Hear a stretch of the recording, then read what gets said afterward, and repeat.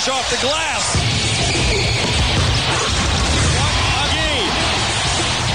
Welcome to the Super Sports Halftime Show on Talk Radio 1360 KSCJ. Welcome back. It's halftime out here at East High School. The East High Black Raiders lead 42-30. The 18-0 East High Black Raiders en route to 19-0. And if they're able to accomplish that tonight, it's going to be breaking the record of that fantastic team we've been talking about for all night, the 71-72 team. And joining me here at halftime is one of the stars, the two from that. I think he played the two, Kirk Hogen. Yeah, I guess that's what they'd call it now. I don't know.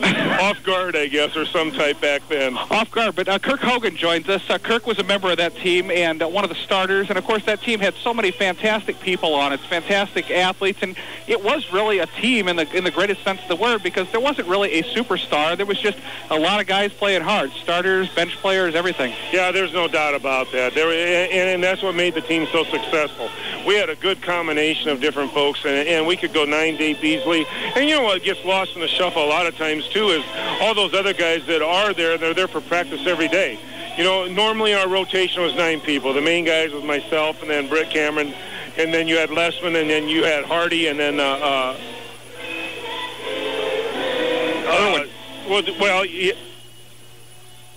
had Lessman, Irwin. Irwin is the one I was forgetting there. Those were the main 5. Then coming off the bench definitely was Greg Hall, and then Mueller, and then you had Dale Short, and then Dick Weichert was also one, and then he went on to play, do very well up at South Dakota State, as a quarterback. But there was a lot of combinations in there, and that was the one thing there, a lot of height, at that time anyway. Irwin was our biggest guy in Hardy, and we had 2 big guys that could run the court really well, which, back then, that wasn't always the case. Now the kids are so much more athletic. That's not that uncommon to see like a Woodbury that just left here last year and is doing very well down at, at Iowa City. But, no, it was an awesome time, and it was a time that you're exactly right. It was a contribution of a lot of people. Bill Linke, our coach, I just talked to him 2 days ago in the morning. He wanted to make sure I said hello to everybody. But obviously him and Lonnie Rogers did a great job of coaching, getting the right combinations of people in there. And all we did was press and run.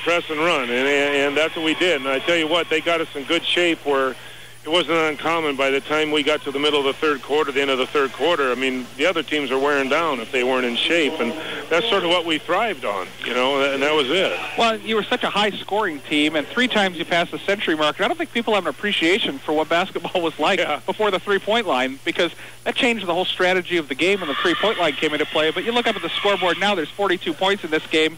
There have been 2 or 3 threes to get to that 42. You guys didn't have that, and you're still scoring 103 times. Yeah, and to think back on that time, I'm not sure I could shoot one from that far out. That's a long ways. But, we did. A lot of our points came off the press, and then there wasn't, I would have to say, Coach Linke and Rogers, even though it was a fast break, a pressing team, it was still a disciplined team. I mean, you fast broke, but if you didn't have a layup, you weren't just throwing shots up, but there was no hesitation to going right into options. There really wasn't such a thing as setting things back up.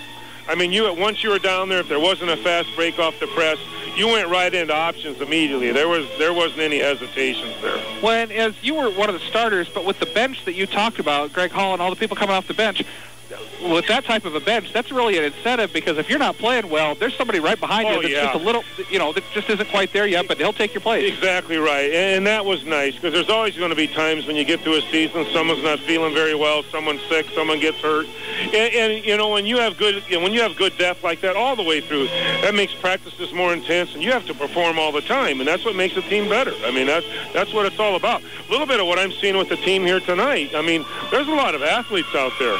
I mean, they're very athletic, very quick. They're pushing the ball up the court, and I'll guarantee you, I was in the pregame thing there and did a little talking there, but listened to the other coaches talking, and it's pretty much laid out. If you're not ready to go and you're not doing your thing, someone's going to come in and do it for you.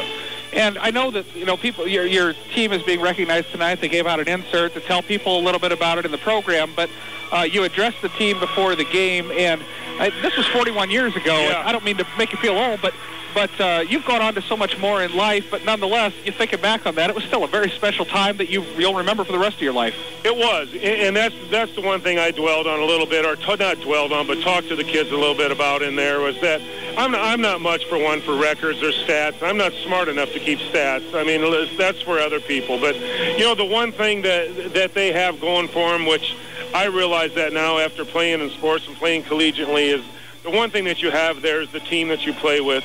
And that bond and the brotherhood that's formed with those players. And that's something you'll never, ever forget. You'll never forget those times. You'll never forget that season when I was here back 41 years ago. These kids won't forget that season. That's something no one can ever take away from them. And as you come down now to do this, right now you're working in Vermilion. You're a golf pro there. I mean, right. You've had such a successful career in sports, but you've chosen sports as your profession. And can you talk a little bit about what got you to where you are in life now? Well, essentially, way back when I was very blessed, as far as I'm concerned, I've grown up in Morningside here. I had a great mother and father. And my sister's down in Florida. I think she's probably listening to this right now, and I think I got a nephew in Pittsburgh. We had a great family life. And I actually got in the business with her husband, Mike Catris. Started that. I left school here at East, played football at Colorado State, and ended up finishing at USD and never left the place. And I love it up there. I'm very fortunate to have got in the business. Sometimes you forget other people would love to have the job that you have, but, I'm very fortunate. I don't mind getting up in the morning and going to work. I'm very blessed with that, and I'm still coaching. I'm still able to coach golf teams and help with the university programs there a little bit, and I'm very fortunate. I've had many more good things happen to me in my life than bad, and not everyone can say that. Well, and of course, one of the good things is that 72 team, but you guys never played in this gym. You played in the Alley Gym at the time. We were at the old high school. We practiced there, but we played at Alley Gym, which was nice. That was a very nice atmosphere down there. Good-sized court, big court, and we were like this team here. When you're going around, you had big crowds, and it was pretty neat. We had obviously the old rivals back there with Central and Heelan, and we'd play Heelan even down at what they call I don't know what's it called, the Tyson Center now, but it was the auditorium down there then. So they could get more people in there, but awesome memories, and it's neat to come back. I should come back more, but the family's all gone, and I was able to see a lot of people here tonight, more than I thought, really, to bring back old times. I know one thing I need to say for Bill Linke is I was definitely supposed to say hello to Rudy Salem. Mamma Mia out there, Rudy. Hopefully you're listening.